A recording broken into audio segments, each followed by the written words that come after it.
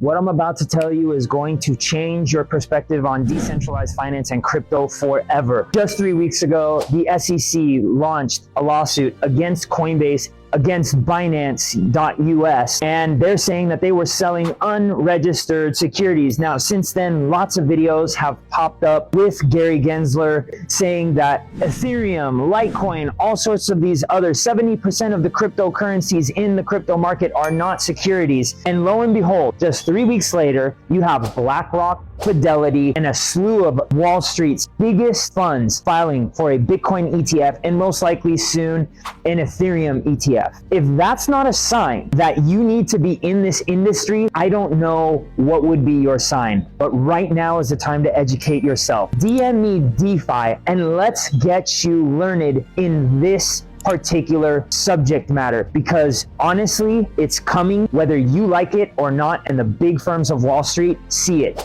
Do you? Change your mind. I'll see you on the next one.